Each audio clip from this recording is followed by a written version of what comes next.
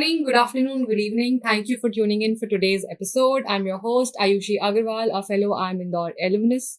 I am thrilled to be conducting this. Whether you are an IIM aspirant, a seasoned professional, our goal is to share stories, insights, and experience from distinguished alumni, industry experts, and have a little bit of fun.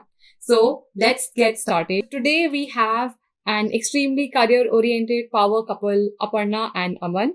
Thank you for joining in. Thank you for having us here. It's great to be here together. I'm Aparna. I'm an alumna of 2003, and Aman and I went to the same batch of IML, so that's really our connect.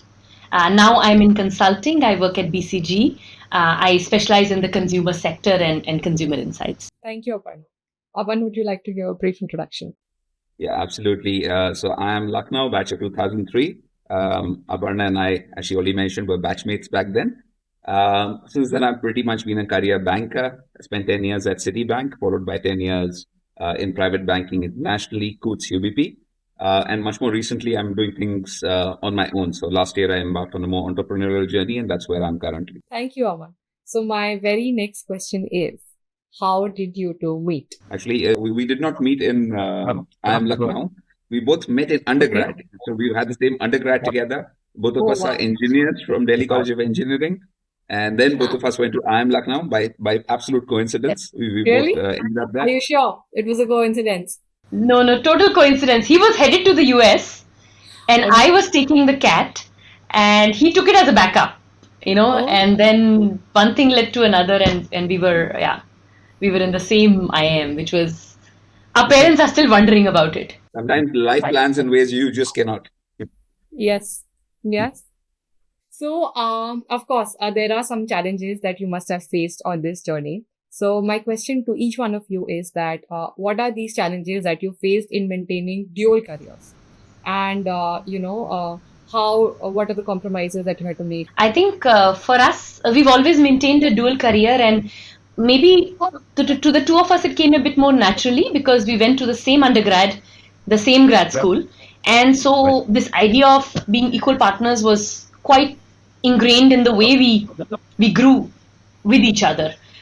So, this constant conversation about each other's careers and helping each other has just been part of our DNA from the very start. I know that most couples don't always have this kind of a dynamic, but we did. For me, one thing that is very important is to put some lines in the sand that you would never cross. So for us, for example, not operating long distance since we were married was a thing we never did, right? So we always said, Aman got offers to move to other financial hubs. I got offers to move elsewhere, but we said we would not do this kind of a commute-based life. After our daughter, it's even more important. And so we've constantly tried to co-locate. That's been very important. I think that's an important thing. The other is to make sure that we are discussing everything very openly. Sometimes I move for Aman, sometimes he stays put or moves for me. And it's always a good conversation on how are you doing it. You always have to feel that it's fair. Both of you have to feel it's fair. And that's been a critical thing for us. I'm going to pretty much echo that. Yeah. So it's about, working things out together and essentially operating with almost a veto system until things are good for both of you. Don't try and make too many changes. Life has to be kind as well. I think life has been kind to us. So that's kind of helped the situation through and through. But open channels of communication, talking very often, knowing each other's careers, following each other's careers. And then, keeping a macro perspective on life. Because careers, when you're in that momentum of a career, it can get really myopic. That's all that matters. Just trying to keep a macro perspective, and your partner really helps you in that. You come, have a chat, and then you realize there's more to life than that next immediate whatever promotion or whatever else you're trying to go for. Okay. So on that note, I'm sure you've gone through struggles as a couple, but there are struggles that you face individually, essentially that your partner would not relate to or is not a part of. So what are the struggles that you've seen the other person go through, and how did you think that you helped them get through them? So I'm going to answer in the career context, but then what happens is inevitably there are periods when you hit stone walls. Careers are a bit like stock market charts, like up, down, hopefully trending in the right direction. And every time that drop happens, holding on to morale, holding on to grit and going for it, I think that is the key part. So again, without being very specific, there are periods when the career has taken a pushback, when part of it was linked to when Rhea was born. So Yeah. Aparna's career had a bit of a seesaw back then. But again, keep going, keep being persistent. And I think that was it. So again, our conversations help. So Yeah. I think because we have an open channel, I generally know her state of mind and I Yeah. generally know what she's going through. And then there are times when you have to let the other person be as well. Now, one thing I'm very bad at, for example, is I try and problem solve everything. And I know there are times when Aparna doesn't need problem solving, she just needs a listening ear. So Yeah. over years, I've learned that. I wasn't very good at it, but now I learned to just shut up and go for a long walk It's with her just, and let her talk. I think that's a problem a lot of men face. You tell them something and they will just try and solve it. No, you just gotta listen. That's I all. know. You're right. You're right. Yes. So, Aparna, likewise for you, what are the struggles and challenges you've seen Aman go through over the years, and how do you think you help him? So I think there have been several, again, without being specific about it. In the beginning, it's very much about career and location, Yeah. and where do you put yourself, right, as a couple or individually.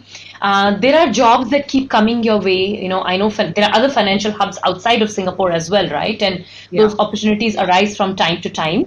Um, I think, and now, by the way, later in life, it's of course in our 30s, it was all about how we raise Rhea together, and there were ups Yeah. and downs in terms of who leans in.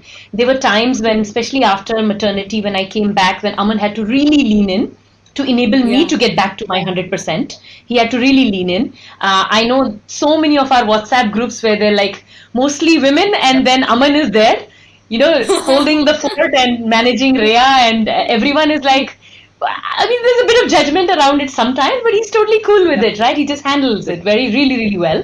And there are other times when we are both on a group and we both tag team when we can. So I think Yeah. that leaning in helps. Now in our 40s, it's also about aging parents. We both have aging parents, and managing those Yeah. challenges of being there for aging parents while buffering each other is Yes. critical. And Of that course. communication has always helped us. We Yep. Touchwood we haven't had a phase when I don't know fully what's going on with him, or he doesn't know fully what's going on with me. Yeah. He may find it repetitive what I'm telling him, but he knows what's going on.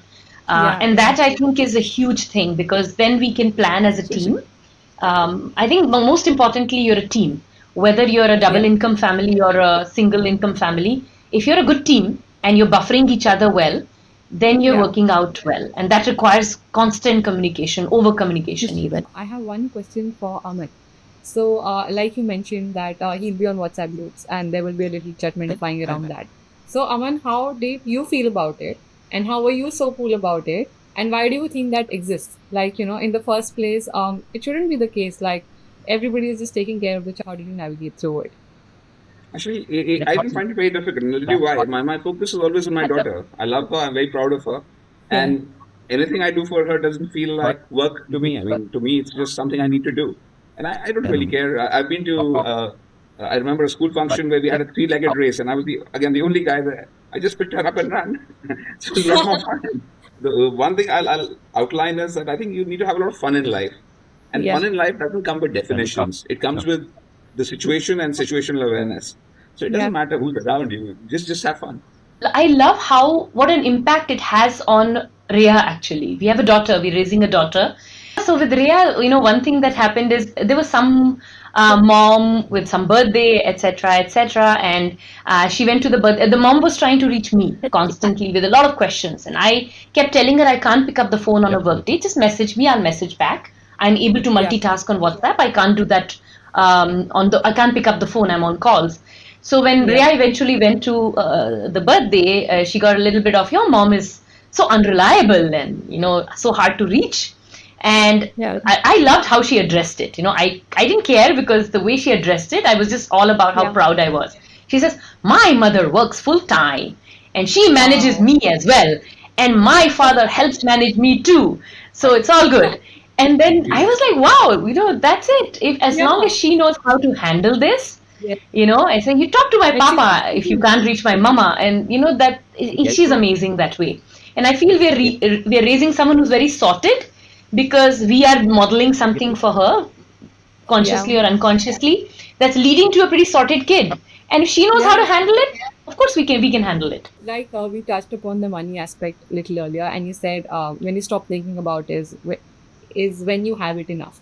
But of course, along the way, over the years, there must be many decisions that you guys must have made. So, how did you handle your finances? How did you make the decisions? Sure. Um, I think given my career choice, I ended up being the default candidate to handle a lot of the financial decisions. And Yeah, what Aparna says is true, that once we had a little bit of money, she couldn't care two hoots about it.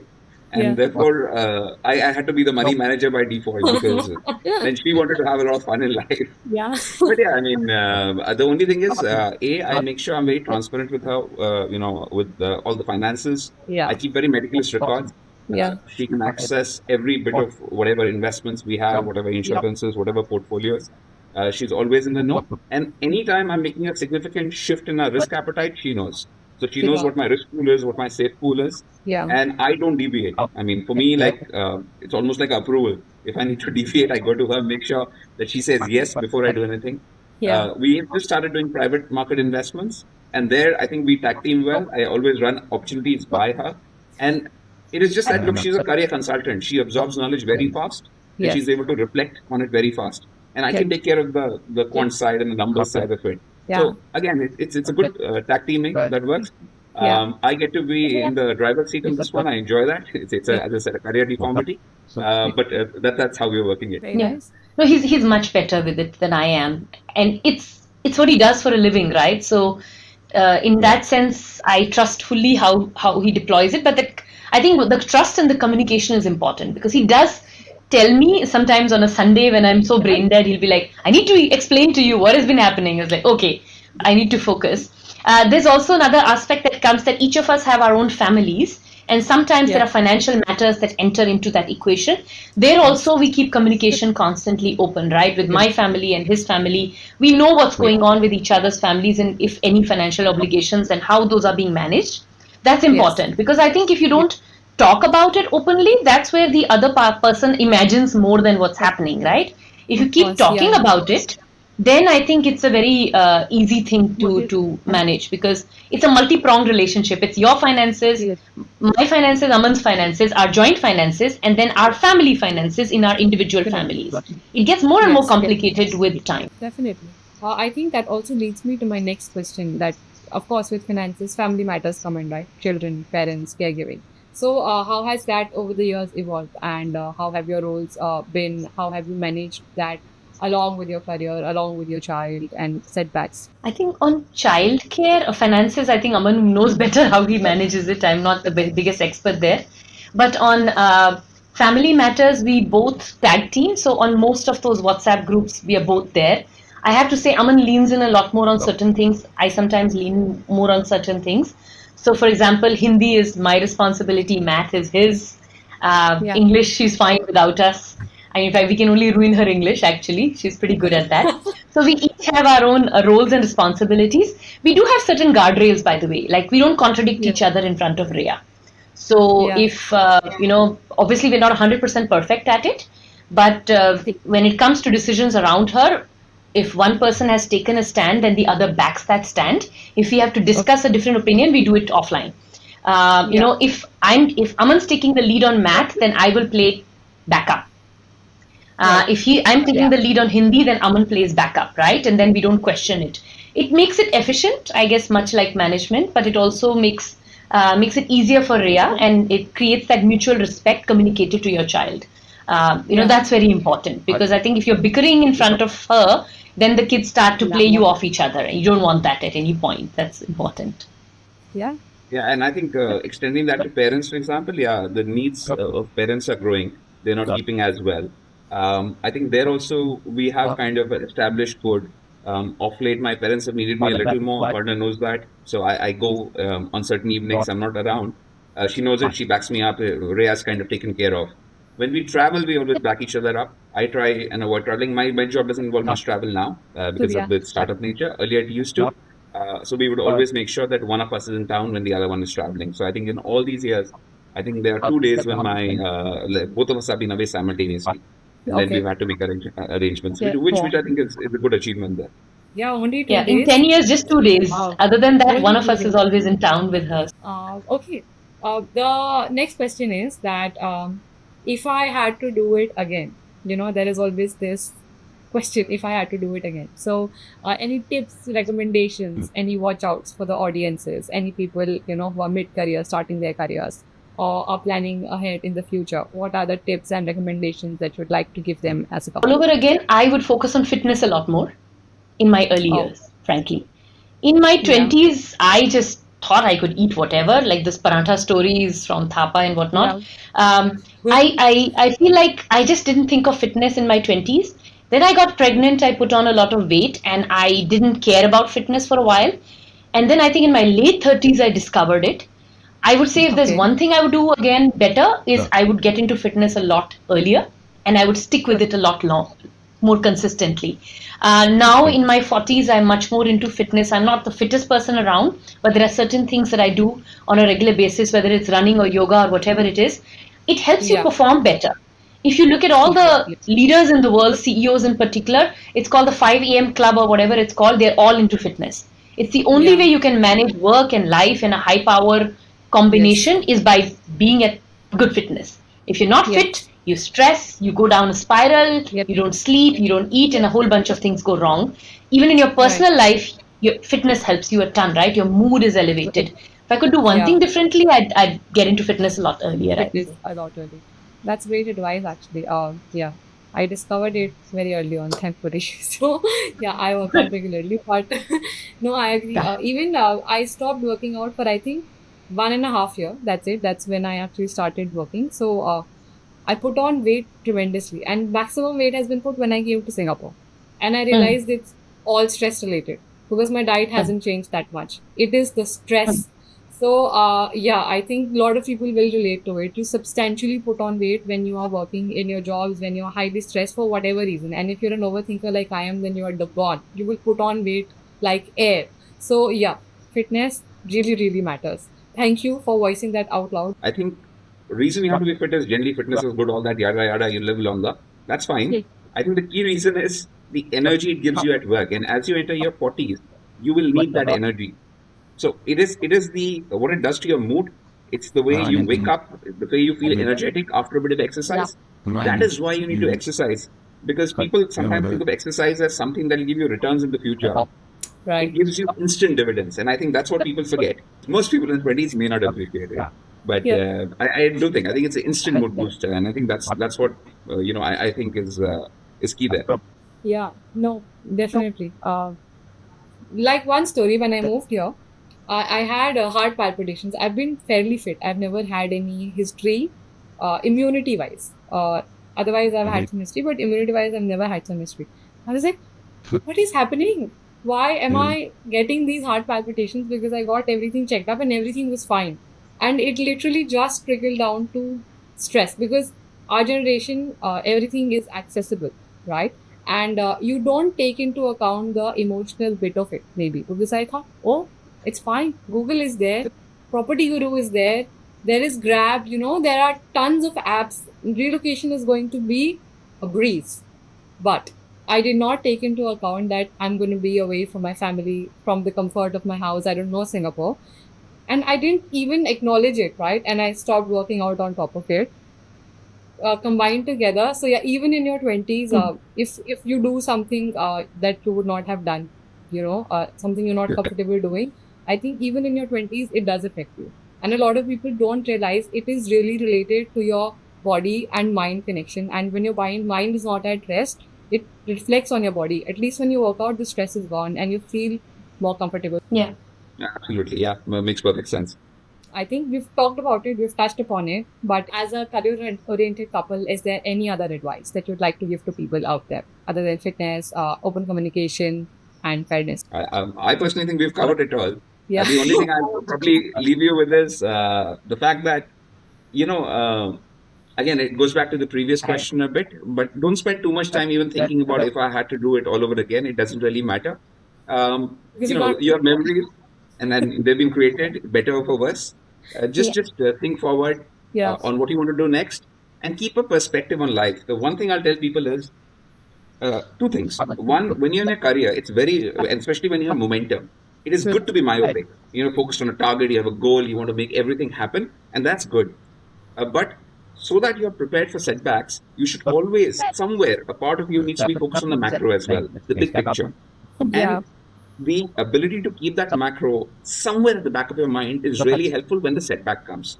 Yeah. So the ability to move between that myopic focus and that macro worldview, that is what will keep you going the longest in terms of career. So you need the energy, you need the drive, you need the persistence, but this shift of view can really help you. So write down your priorities from life, not just from your career. Right, put them somewhere, and then if you're feeling bad, if you're feeling low about something that happened, go and reread that, and then you'll find that okay, there's more to life than what has just happened, and that will help you get back on the horse. So that is one piece I'll probably leave you with. Take a piece of paper, write down your life's priorities, and make that your macro context as you focus on the micro. I couldn't agree with that more. I think that little macro context is always a great fallback, mantra, whatever you call it, right? The one thing I will also add to what Aman says, and Aman has heard me on this, and I think he's a believer in it as well, is that there's more luck to life than you give credit. So problem is, you when you do well, you think, oh, I'm like a rock star, I can't do wrong, and I've got the logic, and I know how it rolls and whatnot, right? And when you crash and burn, you find a way to then blame others or blame yourself or overanalyze yourself or what you said in which moment that lost you this deal or lost you this thing. I work in consulting. My core job is to pitch for projects.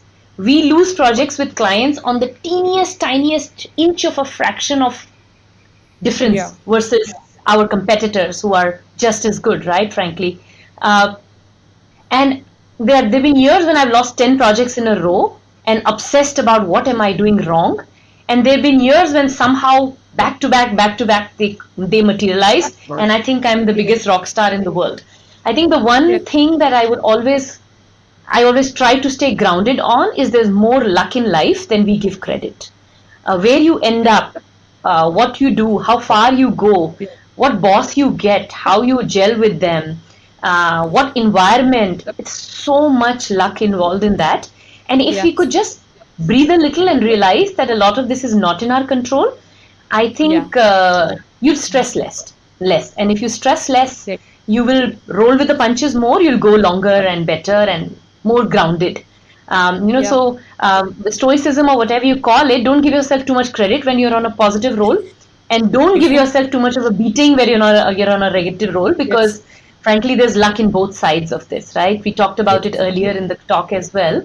If we know this, I think you stress less. If you think you control everything, you stress a lot. Yeah. No, yeah, absolutely. Luck plays a major part. You can only work as hard as you can. The other key to the bank is always with the banker. You only have one key to your locker.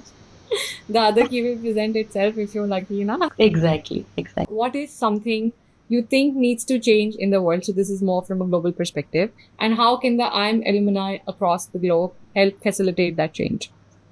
I think, and this is a bit personal to me, I think we yet don't have enough women in senior positions anywhere, pretty much. We don't have enough women in boards, we don't have enough women CEOs, we don't have enough women leaders, pretty much. And we don't have enough women doctors, teachers, whatever. So I feel like that's something that needs to change in the world. I recently read this article that says, oh, women CEOs are getting embroiled in more frauds than ever before. And I was like, no, wrong headline. Reality is there are more women CEOs than ever before. Therefore, a proportionate amount of them are getting embroiled in scandals. And I was like, interesting that they picked that headline, but they didn't say there are more women CEOs, therefore more women CEOs in trouble. So I feel like, yes, you just need to have more women leaders. You need to have more women representation everywhere. And I think it just creates a nice positive change. I went to engineering undergrad. I was used to being 5% of the batch. I went to sales after that. I was again 5% of the batch. Now in BCG, the partner group, 10% of the batch, right? It shouldn't be the norm. And I've known that when it becomes 25, 35% even, 20% even, the ethos changes, the dynamic changes, and I think the outcomes change for the better. So I'd say one thing that needs to be changed about the world is women need to stick around longer, and we need to help each other. Definitely. And men, of course, have helped women and should continue to help women in leadership positions. And that's just something that needs to change about the world. Since you have said this, there's one impromptu question that I'd like to ask. Sometimes there is also this jargon flying around that if women in leadership has increased, a lot of times it's spun around and said that it's because, okay, you're a diversity candidate, because we need to have a certain percentage of females on the table and that's why you have a seat. Whereas maybe, let's say, in very few cases that is true, for example, but in most of the cases it is because actually the candidate is deserving, but they're made to feel like, oh, you're here not because of your competency, not because of your caliber, but you're here because there's just a reservation for you on the seat. So what are your thoughts about it? And since you've fairly been in the minority group always, have you ever faced that? Have you ever faced that criticism or that air around you? If yes, how did you deal with it? I'll say something that is, I don't know if it's controversial here or not, but someone I respect deeply, someone I consider a mentor, a senior woman, once gave me this point. I was young. I was in my late 20s or something, and we were thinking of starting a family and all that. And I was all gung ho about, मैं किसी से कम नहीं हूँ, मुझे नहीं चाहिए, मैं खुद कर लूंगी. That type of attitude. And at that time, this mentor of mine was appointed to the executive committee of BCG. Okay. And I was like, wow, Exco, and not enough women in Exco. And she said, look, I agree that there may have been some tokenism around this, but we women face so much negative backlash being women. Yes, exactly. That कभी-कभी अगर फायदा होता है ले लो. Correct. Honestly, I think she had the best advice to me, because her point was that there are times when you're not going to be able to have dinner with this client or hang out with the customer the way the men are able to. Sometimes the boys will go for beer nights and bond with the boss. You can't. Sometimes you have to be super cautious how your dynamics, sometimes most of the time, you have a male boss, you got to be very careful how you're perceived and how he is perceived. You got to even watch out for both those. As simple as towards how you dress, how you behave, how whether jada makeup, kam makeup, jada bolna, kam bolna, less aggression, more aggression. You got plenty going on, girls. If once in a while you're getting a bit of a leg up because someone's trying to help you or have more women, go for it, I say. Then do a good job when you're there. When you're there, you shouldn't be that affirmative action candidate, of course, right? You got to be doing a good job and deserving that place and holding the flag for all women. But अगर मिल रहा है तो उसके लिए वो झांसी की रानी बनने की जरूरत नहीं है. Somebody's helping you, but just do it. That's how I see it, to be honest. I feel strongly about it. Someone gave me this good advice, and I say let's do it for the first batch, and then the other batches won't need it. Yes, I think. And the headwinds won't be logic. Finance jobs will have serendipity going on. Don't focus on how you got here. I love how you said it. Like, life and luck is for everyone. Yes. If this is an element of life and luck for women, so be it. Everyone gets a leg up. Men also get promoted because there's a good buddy in the right place. So how different is this from that? Definitely. But the only thing is, it's not very much talked about. About females, everything, every little detail is talked about and criticized, and there is an analysis, there's a paralysis. Yeah, that's why I wanted to ask that question, because a lot of my friends, it doesn't matter. Generational shifts happen, but they happen slowly. So a lot of it is still there. Maybe 100 years from now, it's going to be a different world where everything is equal. I'm sure then there will be this controversy around third gender, right? Because right now you're just fighting for equality of males and females and not even considering the third gender. So this will always be there, but thank you for sharing that. When a certain years pass by, maybe this will stop bothering me. But today, to be very honest, it does bother me. Right now, in this moment, it's not that it doesn't bother me. It does. No, I understand. I understand fully, Ayushi. When I was about your age, that was the attitude. Then I had my daughter and I was like, thodi help chahiye. Someone needs to hold my seat while I'm away. Someone needs to just trust I'll be back at full capacity, but it'll take me 2 years to get there. People think they don't need it and suddenly they need it a lot. And I think it's okay, because women do have a big task at critical years of their life. And that task, of course, is now more and more shared between men and women. I've had an equal partner in Aman, but there are certain things only women can do. So at that time, if you're getting that help, it's okay. I think we put the highest amount of shame on ourselves. Saying, I'm sitting here, what are others thinking? Or I'm going on maternity leave, what would others think? Am I pulling my weight? How are others perceiving? I think getting out of that cloud is probably the best thing women can do about themselves. Definitely. Overcompensation. Overcompensating. Yes. This was so far my favorite segment, honestly. I loved it. Thank you for your candid responses. I took away a lot from this personally. Thank you, Aparna, and thank you, Aman, for chiming in for this and giving it a male's perspective as well, because then it makes it a complete answer. Thank you so much. I really had a great time speaking with both of you, and thank you for letting me share as well. I think I talked as much as you guys talked. So thank you for this lovely conversation. Until next time. Thank you. Thank you, Thanks a lot. Ayushi, and thanks for sharing. For me, it was good learning how you think, and I think how young graduates think as well, right? So I learned a lot from this session as well. Thank you. Thank you.